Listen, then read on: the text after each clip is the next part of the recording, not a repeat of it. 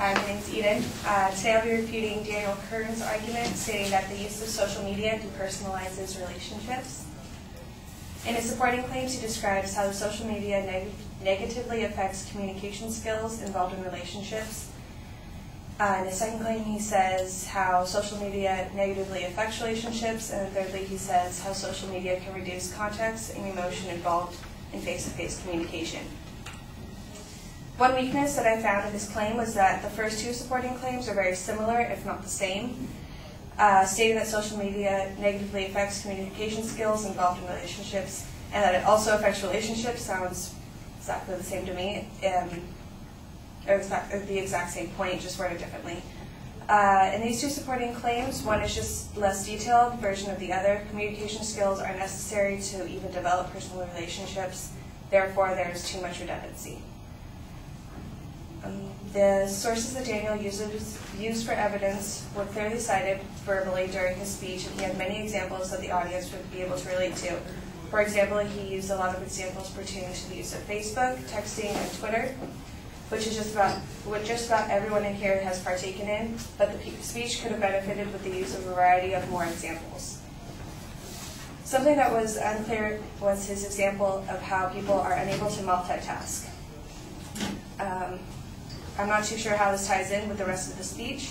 Through further research, I found that although this is true, that people are unable to focus on two or more things at once, I think the speaker could have done a better job of tying this in with his argument, maybe by stating that people are too tied up with electronics, trying to connect with the rest of the world on their smartphones. But this is distracting them from what is right in front of them when talking face-to-face with another person. So the idea of talking to someone and being on your phone and be focused on both at the same time is just a myth and cannot truly be done. That would have helped his argument a lot more. The argument would have also been a lot stronger if there were more examples on how the other forms of media affect relationships, because social media is more than just living online. Daniel only specified how different social networks are desensitizing our relationships, but social media has a much broader spectrum, including things like television, photography, magazines, and newspapers. Social media is a lot more than just reaching out to people via internet on these different social networks such as Facebook and Twitter.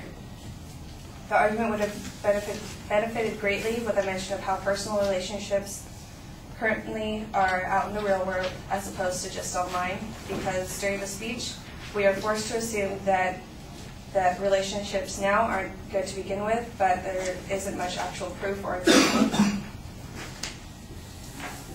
I found that the weakest supporting argument of Daniel's speech is that the FCC regulates what people post on Facebook and Twitter. Even without knowing for sure if this is the case, I'm sure most of us will agree that there are many instances where we read people's posts on these social networks that probably should not be posted. According to the FCC, what they do regulate is interstate and international communications by radio, television, wire, satellite, and cable in all 50 states, the District of Columbia, and the U.S. territories. Therefore, stating that the FCC regulated more than it truly does greatly weakens the speaker's argument with using false evidence. And that's it.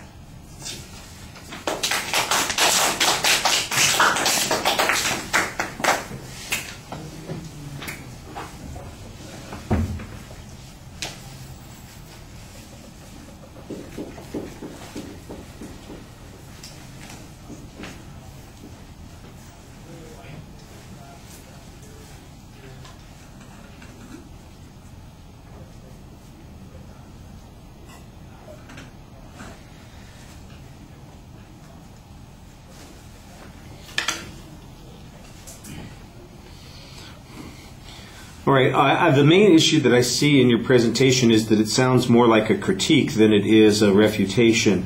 You use the language of assessment. You're constantly saying what the advocate could have done or what they were lacking here, or something that would have made the argument better. It sounds like the response that I would be giving after somebody's speech, as opposed to a refutation that offers a conflicting point of view on those issues. And I think you need to develop a little bit more of that. There are a couple of places where you get close to that, but you never provide any evidence to counter those particular points.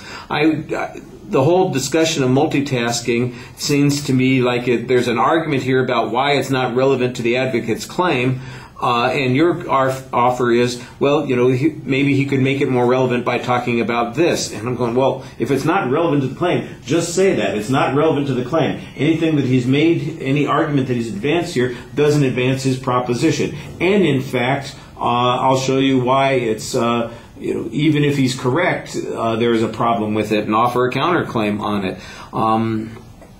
I didn't understand what the FCC issue had to do with his claim to begin with, and after listening to your analysis of the FCC, I still don't understand how it was applicable and how your response clarifies anything. It just seems like you're covering territory and reminding us what some of the topics were without showing us a contrasting point of view. And I think that you need to be a little bit more assertive about that. So instead of offering us an evaluation of the speech, we need more of a refutation of the speech. All right, thanks.